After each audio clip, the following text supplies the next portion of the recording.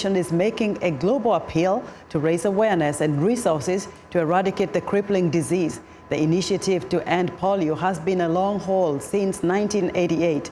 The good news, however, is that the disease has been reduced by 99.9%. But as we hear from VOA's Carol Pearson, the poliovirus is stubbornly hanging on in Pakistan and Afghanistan. The global effort to end polio is a massive program. It relies on global funding, volunteer vaccinators, negotiations with political and religious leaders at all levels, and parents who have faith in the vaccine.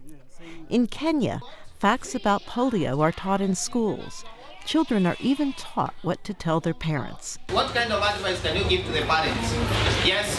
If his or her child does not get vaccination, he or she may be sick or be paralyzed. Yes. Clap for him.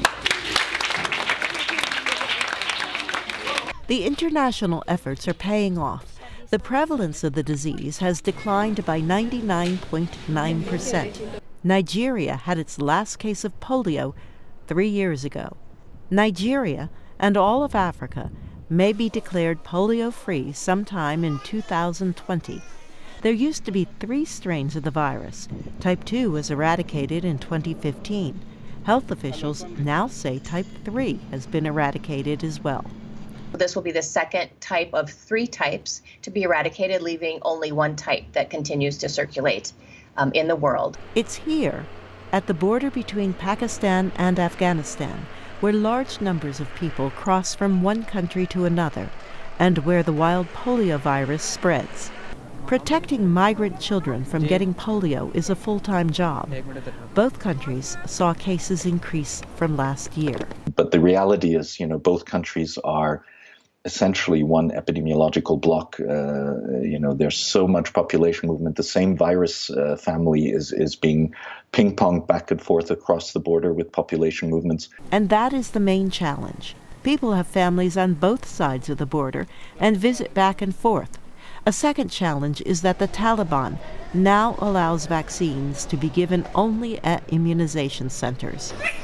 Still, another challenge comes from the program's success.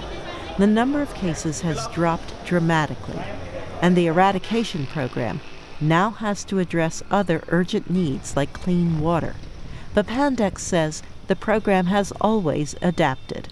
UNICEF, in particular, has a strategy for both Afghanistan and Pakistan to provide these complementary services. And Rotary, for many years now, has been working with Coca-Cola in Pakistan, providing water filtration systems in some of these highest risk areas. Those involved in the Global Polio Eradication Initiative have traveled a road that is longer and harder than was expected in 1988 when the program began. It's far from over, but the partners in this campaign have not given up. Carol Pearson, VOA News, Washington.